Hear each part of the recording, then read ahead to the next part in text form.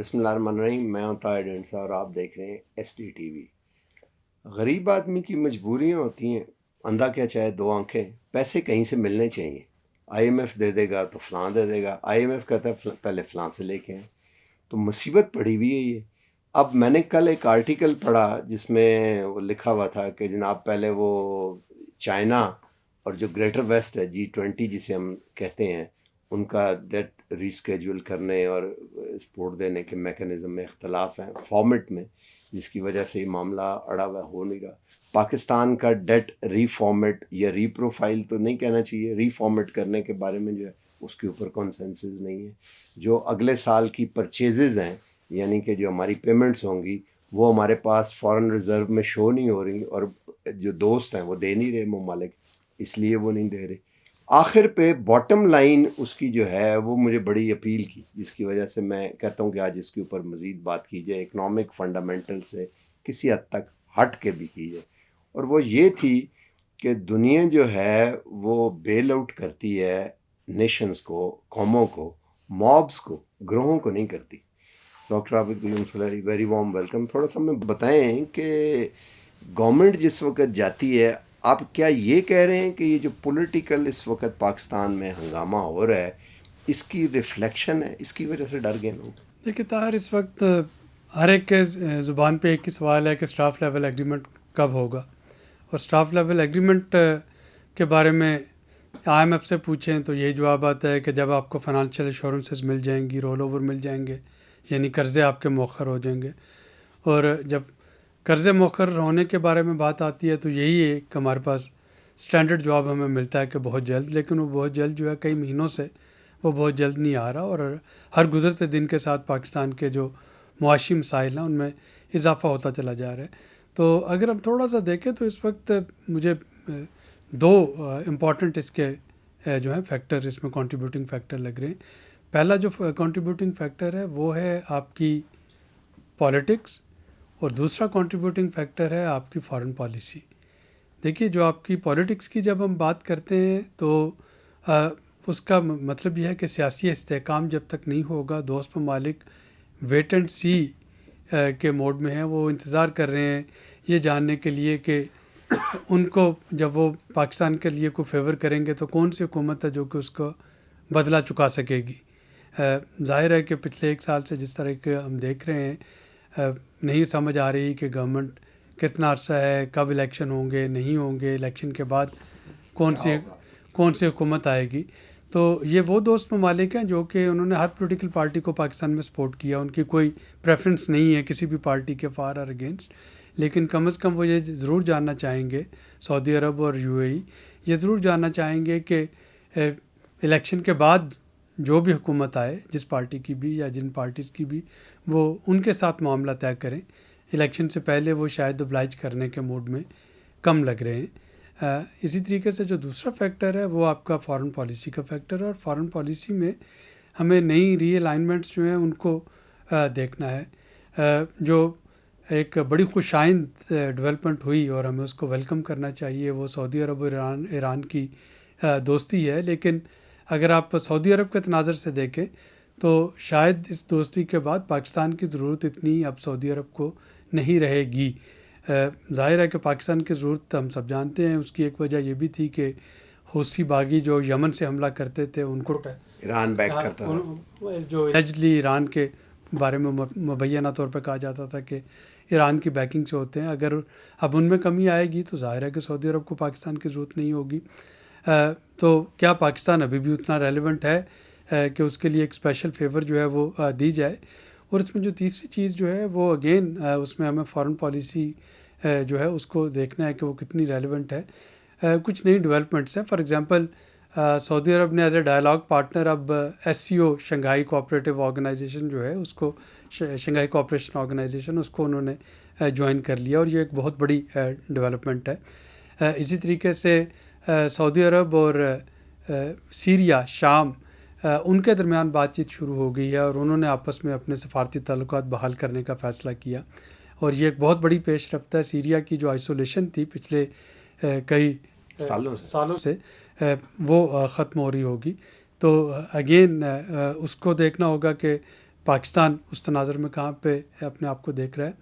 اور تیسری اور امپورٹنٹ چیز جو کہ کل ہوئی، آپ نے دیکھا اوپیک پلس کنٹریز نے 1 ملین بیرل پر ڈے کے حساب سے اپنی پروڈکشن جو ہے وہ کم کرنے کا اندیا دیا ہے، اور اس میں جو 5 لاکھ بیرل پر ڈے ہے وہ سعودی عرب کی پروڈکشن ہے. تو یعنی ویسٹ جو ہے وہ، جب کہ وہ ایک مسلسل اپنا دباؤ ڈال رہا تھا کہ یہ کرٹیل نہیں ہونی چاہیے آئل پروڈکشن تاکہ بڑھانے کے لیے تیل کی قیمتیں جو ہیں وہ برقرار رہیں، تو اب اس کا جو امپیکٹ دیکھنے میں آئے گا وہ $10 پر بیرل آئل کی قیمتوں میں اضافہ جو ہے وہ ہو سکتا ہے. تو یہ تمام چیزیں جو ہیں، یہ آپ کا جو فارن پالیسی کا جو کنٹور ہے کہ پاکستان کو الائن کس بلاک کے ساتھ کرنا اور کیسے ایک بیلنس جو ہے وہ مینٹین رکھنا ہے کہ ویسٹ کو بھی ناراض نہ کرے اور چائنا اور سعودی عرب کو بھی ساتھ رکھے. تو یہ کچھ چیزیں ہیں جو کہ اگین جو مستقل حکومت آئے گی اسی کی فارن پالیسی پہ زیادہ یقین کیا جائے. ٹینجنٹ پہ سوال ہے لیکن میں کروں گا ضرور کہ ایک زمانے میں کہا جاتا تھا کہ جی سول ملٹری جو یہ ایک ہی پیج ہے، کتاب بھی ایک ہی آئے تھے. اب لگتا ہے کہ نہیں ہے. اب جس طرح کے چل رہا ہے پبلک، بلکہ سول ملٹری گورنمنٹ بھی نہیں کہنا چاہیے، اسٹیبلشمنٹ اور نیشن آف پاکستان لگتا ہے کہ دو الگ سائڈوں پہ عوام جو ہے وہ بڑا وہ نیریٹو بلٹ ہو رہا ہے اس کے اوپر. تو ڈو یو تھنک کہ اس کا حل یہی ہے کہ الیکشن فوراً کروائے جائیں یا طاہر اس پہ یہ بھی آرگو کیا جا سکتا ہے، یعنی تھیوریٹیکلی اسپیکنگ تو الیکشن فوری کروائے جائیں، لیکن جو دوسرا ایک اس پہ فوری طور پہ سوال آئے گا کہ کیا ہارنے والے جو بھی ہارے ان الیکشن میں وہ آرام سے اپنی شکست کو تسلیم، لیکن یہیں سے پولرائزیشن جو پھر بڑھتی چلی جا رہی ہے نا. یعنی اس وقت آپ کا یہ ہے کہ جو آئینی ادارے، جتنے بھی آئینی ادارے ہیں، اگر آپ اپنی ہار اور جیت کے چکر میں ان کے احترام جو ہے وہ کھوتے چلے جائیں گے، جو بھی فریق جو ہے اس کو ذرا سی شکست نظر آتی ہے وہ آئینی اداروں پہ تنقید کرنا شروع کر دیتا ہے، تو اس کا مطلب ہے کہ ہر آئینی ادارہ جو ہے وہ تو پھر پولرائزیشن کا شکار ہوا بیٹھا ہے، یا اس کو کوٹ اینڈ کوٹ متنازع بنا دیا گیا ہے اس سارے ڈسکورس میں. اور یہ مملکت پاکستان کے حق میں نہیں ہے کہ ہمارے جو آئینی ادارے ہیں ان کو کنٹروورشل کیا جائے. یقیناً ان کی جو ایک امپارشیلٹی ہے اور ان کی جو اسٹیٹ کے ساتھ وفاداریاں ہیں اس کو انڈاؤٹڈ ان کو تسلیم کیا جانا چاہیے، اور ظاہر ہے کہ تبھی ہم آگے بڑھ سکیں گے. یہ جو وشیس سرکل ہے کہ موب کو لوگ نہیں دیتے اور موب تو بنتا جا رہا ہے. میں بھی گزر کے آتا ہوں روزانہ، وہ میں آٹے کا دیکھ رہا ہوتا ہوں وہ لائن اس آگے سے. تو آج میں ایک سروے دیکھ رہا تھا اپنے دفتر کا ہی کہ اس میں جو سب سے بڑا امپیکٹ ہے کس میں آ رہا ہے، وہ فوڈ میں آ رہا ہے. لوگ کہہ رہے ہیں کرنے کے لیے. تو یہ تو جو موب مینٹیلٹی جس کی وجہ سے لوگ ہیں اس میں اضافہ ہوتا جا رہا ہے. تو اس وشیس سرکل میں پہلے انڈا یا مرغی یہ کس طرح نکلا جائے گا؟ یہ تو بڑا مشکل ہے. پھر دیکھیے اس وقت تو ظاہر ہے کہ آپ کو یہ دیکھنا ہے کہ جو بھی الیکشن جیتے گا اس کو انہی معروضی حالات کا سامنا کرنا پڑے گا. اور اگر اس وقت ہمارے سیاستدان جو ہیں وہ ایک سوشل کیوس پھیلانے سے باز رہیں گے، خواہ ان کا تعلق حکومت سے ہو یا ان کا تعلق اپوزیشن سے ہو، تو تبھی الیکشن کے بعد جو بھی ایک حکومت ہوگی اس کون میڈیٹ کر سکتا ہے ان کے درمیان؟ یہ سیاسی سوال ہوتے ہیں. ہم دوبارہ اکانومی پہ آتے ہیں. اس کے بعد ہے کون ہے جو اس قابل ہو اس وقت؟ دیکھیے اگر اس کا سب سے آسان جواب تو یہی ہوتا ہے کہ وہ ہاتھ جو آپ کو کھلاتا ہے وہی آپ کو میڈیٹ بھی کر سکتا ہے.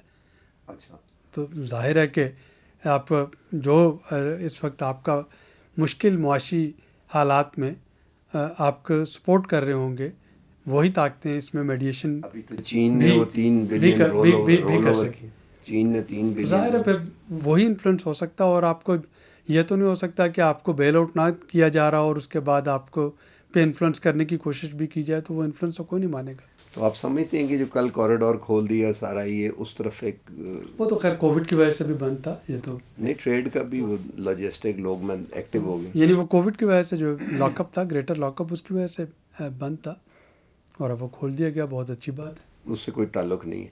باٹم لائن جو اس کی ہے آپ کے خیال میں کتنی دیر کی اور سکت ہے؟ مطلب ہم نے اسٹیٹسٹک دیکھ لیے، اکنامک سائڈ پہ، سوشل سائڈ پہ، سول ملٹری، فارن، سب ہم چھان پھٹک بیٹھے ہیں. ملک میں آپ کیا سمجھتے ہیں صحت کتنی دیر کی؟ میں خود بڑا پریشر فیل کرتا ہوں. دیکھیے اس وقت اگر تو ہم ٹیکنیکل ڈیفالٹ کی بات کرتے ہیں وہ تو ہو گیا ہے. تو نہیں وہ ڈیفالٹ نہیں ہوا، چونکہ ڈیفالٹ ابھی تک پاکستان نے کوئی ایک پیمنٹ بھی اپنی جو ہے وہ ڈیلے نہیں کی ہے. نہیں جو لوگوں کو آپ نہیں دے رہے لیکن آپ کی کوئی پیمنٹ جو ہے جو ساورن جو ڈیٹ ہے اس پہ پاکستان نے ابھی تک کوئی پیمنٹ ڈیلے نہیں کی ہے. نوٹ کے اوپر جو نیکسٹ آپ کا جو ہے بانڈز کی پیمنٹ وہ اپریل 2024 میں ڈیو ہے. اس وقت دیکھنا یہ ہے اگین بات انہی 3 ملکوں پہ جا کے ختم ہوتی ہے کہ چائنا، سعودی عربیہ اور UAE وہ ان کے ساتھ معاملات کس طرح کے طے ہوتے ہیں. ابھی جو سننے میں آ رہا ہے کہ سابق وزیر اعظم جو ہیں وہ سعودی عرب جا رہے ہیں اور وہاں پہ ان کے ایجنڈا میں ایک چیز جو ہے وہ اکنامک بیل آؤٹ کی بات بھی ہوگی، واپسی پہ وہ قطر بھی رک رہے ہوں گے.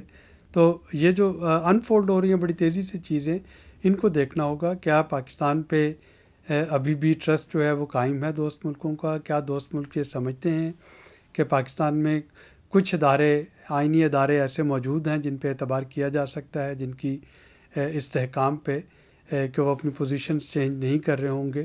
اگر ایسا ہے تو پھر یقیناً آپ کو کچھ رول آؤٹ مل جائے گا. اگر خدا نخواستہ ایسا نہیں ہے تو پھر سچویشن جو ہے وہ نازک ہوتی جا رہی ہے اور ہمیں اس نازک سچویشن کو اوائڈ کرنا ہوگا. آخری نوٹ کے اوپر لکھا ہوتا ہے کہ حامل حاضہ کو مطالبہ پہ ادا کیا جائے گا. تو طاہر ابھی تک آپ کو کوئی آپ نے جو فیسیں لوگوں نے بھیجنی ہیں وہ اس کے لیے وہ آپ نہیں گا اس پہ وہ چینلز اور اس کے جو سوال ہیں اسٹیٹ بینک کے وہ چیزیں تو ہیں، لیکن ابھی تک کوئی آپ کو ایسی چیز نہیں ملے گی جس کا ایویڈنس کہ اگر کسی نے فیس بھیجنی ہو تو اس کی فیس جو ہے وہ رکی ہے. چلیں اللہ کرے چلتا رہے. باٹم لائن یہ ہے کہ ابھی تک نکاہت ہے، کمزوری ہے، فیول آخری لمحوں پہ چل پڑا ہے، لیکن گاڑی ابھی تک چل رہی ہے. لیکن اس میں مزید فیول فوراً ڈلنا چاہیے. دیکھتے ہیں آگے کیا ہو رہا ہے. آج تک کے لیے اتنا ہی. اللہ حافظ.